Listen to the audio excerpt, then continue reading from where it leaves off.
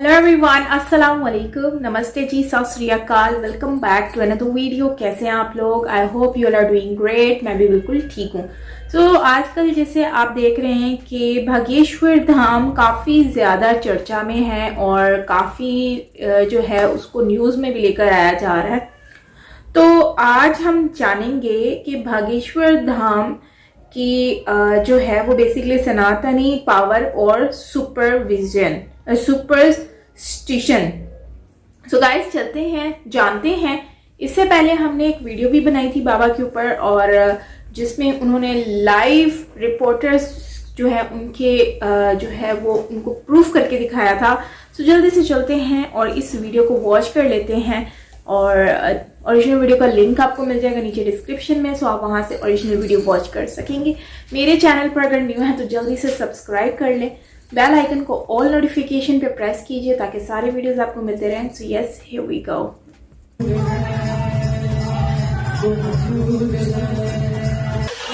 ये क्या हो रहा है? अल्लाहु अकबर। नमस्कार। आप सब लोग तो जानते ही हैं कि कितने सालों से, कितने दशकों से हमारे आराध्य, हमारे प्रभु श्री राम या फिर हमारे भगवान के ऊपर कितने सारे सवाल उठाए गए, उनके अस्तित्व पे सवाल उठाए गए। वो लोग जिनके निशाने पे हमारा धर्म हमेशा से रहा है, उनके पास जब कोई भी विकल्प नहीं बचता है तो सिर्फ वो एक ही काम करते हैं, और वो होता है सवाल उठाना।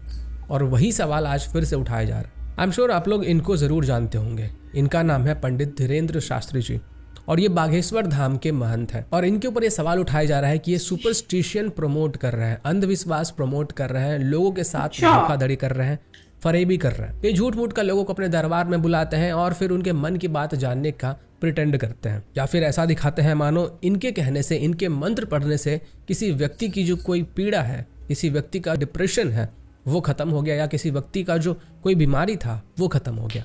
श्याम मानव नाम का एक व्यक्ति है जो कि महाराष्ट्र अंधश्रद्धा निर्मल समिति का नेशनल कन्वीनर है, और इसका कहना है कि पंडित धीरेन्द्र शास्त्री जी अंधविश्वास फैला रहे हैं। पंडित धीरेन्द्र शास्त्री जी का कहना है कि जब मैं नागपुर में था तब तुम वहां पे क्यों नहीं आए? क्यों तुमने मुझसे सामने में सवाल नहीं पूछे? क्यों तुम्हें जो कुछ भी जानना था, जो कुछ भी तुम्हें प्रूफ चाहिए थे, वो तुम उसी समय मेरे दरबार में क्यों नहीं आके ले गए? अब जबकि वो राम कथा समाप्त हो चुका है, तब तुम किसी और शहर में बैठकर मेरे ऊपर आरोप लगा रहे हो। लेकिन फिर भी मैं तुम्हें चैलेंज करता हूँ, क्योंकि तुम मेरे दरबार में आओ, मैं तुम्हें दिखाता हूँ मिरेकल कैसे होता है। तुम्हें प्रूफ चाहिए, तुम्हें लाइव देखना है तो तुम मेरे दरबार में आओ। तुम किसी और शहर में बैठकर टिप्पणियां क्यों कर रहे हो? लेकिन आपको तो पता ही है, जिसको सिर्फ और सिर्फ क्वेश्चन करना होता है, जिसको वो कभी भी आपके सामने नहीं आएगा, ना वो आपका चैलेंज एक्सेप्ट करेगा। तो ये है पूरा मुद्दा। अब ये क्यों हो रहा है, कैसे हो रहा है, आगे क्या क्या हो सकता है, इसके पीछे क्या क्या चीजें हैं, वो सब हम लोग आज डिस्कस करेंगे। वो सब चीजें मैं आपको आज बताऊंगा। लेकिन उससे पहले कुछ वीडियो क्लिप्स मैं आपके साथ शेयर करना चाहता हूं जो कि क्रिश्चियन मिशनरीज के हैं। कुछ वीडियोस ऐसे हैं जो कि मौलवी मौलानाओं के हैं। तो इन वीडियोस को आप देखिए, उसको एनालाइज कीजिए, समझिए, तब फिर वीडियो में आगे बढ़ते हैं।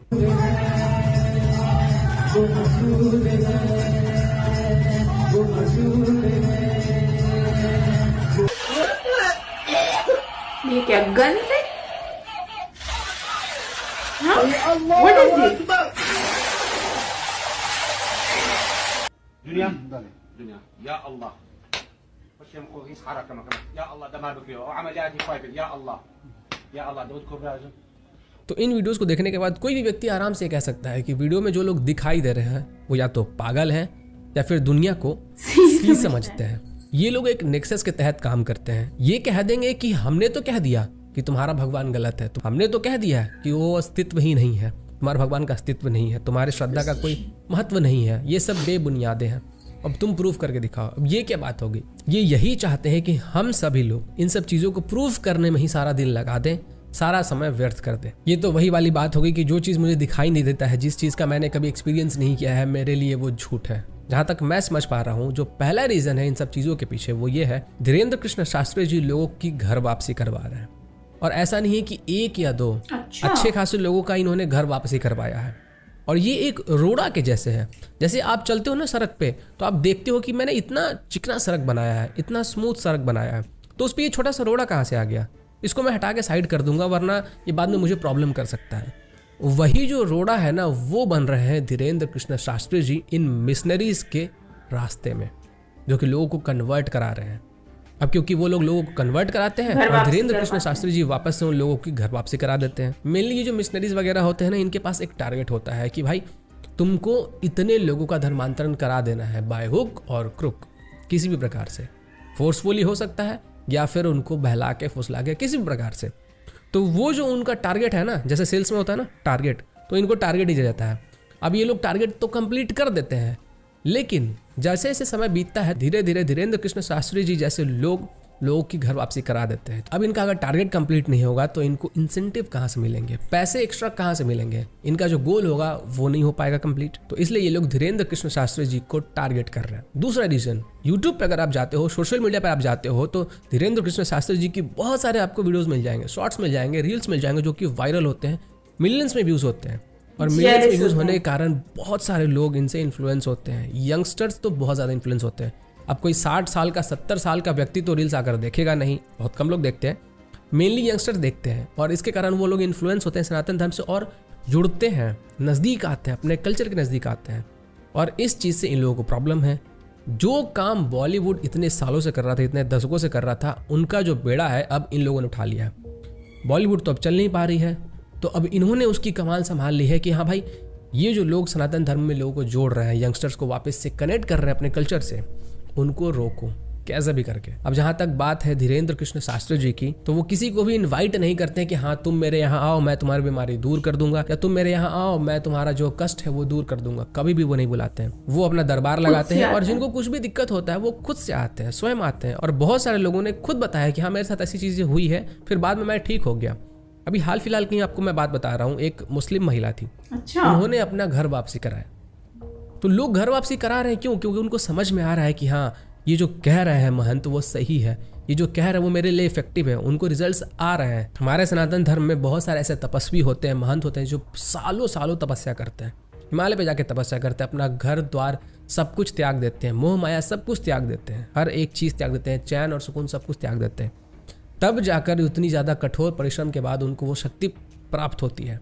कह सकते हैं कि एक तरीके से उनको वो ज्ञान प्राप्त होता है कि आप कैसे लोगों के मन को रीड कर सकते हो, लोगों के मन में क्या चल रहा है आप कैसे रीड कर सकते हो, वो किस तकलीफ से गुजर रहा है आप उसको रीड कर सकते हो। ये सब चीज़ें उनकी औकात के बाहर, जो कहते हैं कि द गॉड कैन सी अस, वो तुम्हें देख रहा है, ईश्वर तुम्हें देख रहा है, वो तुम्हारे सारी दुख को परेशानियों को हड़ लेगा। उनके औकात के बाहर की ये सब चीज़ें हैं। तो इनका सिर्फ और सिर्फ यही काम होता है कि आपके फेथ के ऊपर सवाल उठाएंगे और कहेंगे कि तुम प्रूफ करो। मुझे नहीं पता तुम कैसे प्रूफ करोगे, तुम प्रूफ करो। हम क्यों प्रूफ करें भाई, हमें पता है कि ये चीज़ें होती हैं, ये चीज़ें सही है, हमें प्रूफ करने की ज़रूरत नहीं है। हमें पता है हमारे सनातन धर्म में क्या क्या चीज़ें हैं, हमारे सनातन धर्म की जो जड़ें हैं वो कहाँ तक हैं। जब एरोप्लेन नहीं बना था तब क्या किसी ने सोचा था कि एरोप्लेन जैसा कुछ चीज़ हो सकता है जो कि उड़ सकता है? लेकिन हमारे रामायण में पुष्पक विमान था। आज से कई दशकों पहले, कई सेंचुरीज पहले हमारे जो ऋषि मुनि होते थे वो पकड़ लेते थे कि सामने वाला इंसान झूठ बोल रहा है सच बोल रहा है। कैसे पता लेते थे? हमारे बॉडी के अंदर जो वाइब्रेशंस होते हैं उसको वो रीड कर सकते थे और उसी से तो पता करते थे कि आदमी झूठ बोल रहा है सच बोल रहा है। जो लाई डिटेक्टर होता है वो कैसे काम करता है, इसी सिद्धांत पे काम करता है। तो जो टेक्नोलॉजी हमारे सनातन धर्म में हजारों सालों लाखों सालों पहले से है, उनको आजकल के साइंटिस्ट अब जाकर ढूंढ रहे हैं। वायरलेस फोन हो गया, टीवी हो गया, टेलीविजन। महाभारत में आपने देखा होगा कि उनका जो कैरेक्टर है, उनका मैं नाम भूल रहा हूँ, वो कैसे घर पे बैठ के ही पूरा का पूरा महाभारत देख लेते हैं। कब की बात है महाभारत, और टीवी जाके कब बनी थी। तो अब समय आ चुका है कि हम अपने संतों के साथ, हम अपने महंतों के साथ खड़े रहें, क्योंकि वो हमारे धर्म के लिए काम कर रहे हैं। तो हमारा भी कर्तव्य बनता है कि हम उनके साथ खड़े रहें और उनको सपोर्ट करें। मैं आप सभी लोगों से आग्रह करना चाहूँगा कि हमारे जो महंत है धीरेन्द्र कृष्ण शास्त्री जी, उनके साथ आप खड़े हो, उनके लिए आवाज़ उठाएं। और ये जो कुछ चमन सी लोग हैं उनकी बातों का आप ध्यान न दें, क्योंकि इनका सिर्फ यही काम है, वो अस्तित्व पे सवाल उठाएंगे, बोलेंगे प्रूफ करने को। बाकी जो भी चीज़ें मैंने कही है, जो भी तर्क मैंने आपके सामने रखे हैं, उसके बेसिस पे आप भी खुद एनालाइज कर सकते हो कि क्या सही है। तो गाइस यहाँ पे वीडियो एंड होता है और बहुत ही ज़बरदस्त अच्छा एक्सप्लेन किया है रिगार्डिंग शास्त्री सर के बारे में, कि उन्होंने काफ़ी लोगों को जो है वो, मैंने भी उनकी 1-2 वीडियोस देखी हैं जो कि बहुत बहुत ज़्यादा वायरल होती हैं, स्पेशली उनके रील्स और उनकी वीडियोस बहुत ज़्यादा वायरल होती हैं। काफ़ी लोग उनको लाइक करते हैं, और लाइक तभी करते हैं जब उनको बिलीव होता है, उन पर एक चीज़ पर बिलीव होता है तो उसको वो लाइक करते हैं, और उनको लगता है कि ये सही है तो उसको वो लाइक भी करते हैं और उनको फॉलो भी करना पसंद करते हैं। तो आई थिंक कि वो अगर इतने हिट हुए हैं उनको मिलियन में व्यूज़ आ रहे हैं, लोग बहुत ज़्यादा उनको लाइक करते हैं देखना, तो इसका मतलब ये उनमें कुछ ना कुछ रियलिटी है। बाकी सनातन धर्म से अगर रिलेटेड इन्होंने जो बातें कही हैं तो उस पर डिस्कशन की जाए तो मुझे लगता है कि वो 100% एक्यूरेट हैं।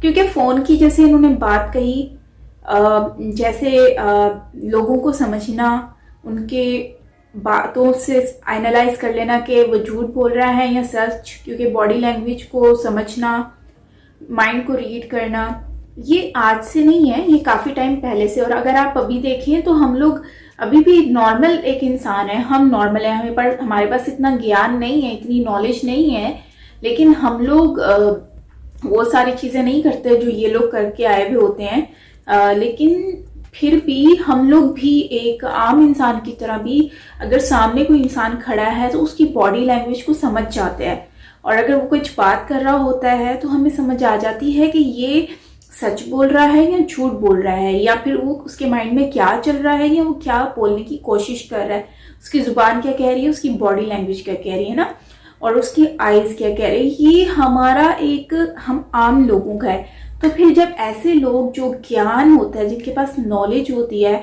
और अब जैसे एक डॉक्टर है तो उसको हर चीज़ के बारे में मालूम होता है, तो हम नहीं समझ पाते कि हमें प्रॉब्लम क्या है, लेकिन डॉक्टर को हम थोड़ा सा हिंट दे देते हैं, वो समझ जाते हैं कि हमें ये प्रॉब्लम है, और फिर वो उसकी दवा भी देते हैं, तो हमें आराम भी आ जाता है, और हम कहते हैं कि वाह डॉक्टर साहब तो क्या बात है।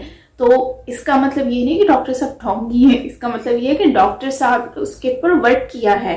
सेम वैसे ही अगर हम इस बाबा की बात करें तो इनको भी नॉलेज है, क्योंकि मैंने इनकी एक रिपोर्टर वाली वीडियो देखा था जिसमें वो एक रिपोर्टर को कहते हैं कि आप जाओ और लेकर आओ किसी को, और मैं उससे पहले ही लिख के दे दूंगा, और मुझे जो इंसान आएगा मैं उसी की समस्या, जो मुश्किलात होंगी, जो लेकर आया हुआ है, वही इसके ऊपर ऑलरेडी लिखा हुआ होगा। उसके बताने से पहले मैं उसको बता दूंगा कि ये उसका मसला है, और वो वाकई में ऐसा होता है, एक औरत को बता देते हैं। तो खैर, ये आजकल जो लोग कामयाब हो रहे होते हैं और जो लोग आगे बढ़ रहे होते हैं ना, तो लोग उनको अच्छा नहीं समझते, लोग जेलस होते हैं। ये हमारे आजकल का माशरा ही ऐसा है, हमारी सोसाइटी ऐसी है कि जो एक दूसरे से इतना हेट करती है, किसी को आगे बढ़ने नहीं देती। अगर बाबा ये जो हैं बहुत अच्छे से एक्सप्लेन कर रहे हैं शास्त्री सर, तो आई थिंक इनकी हमें रिस्पेक्ट करनी चाहिए। और जैसे कि अब देखो, उन्होंने सनातन धर्म में लोगों को वापस लेकर आ रहे हैं, तो ये भी लोगों से हजम नहीं हो रहा होगा डेफिनेटली कि भाई ये देखो ये तो वापस लेकर आ रहा है, ठीक है।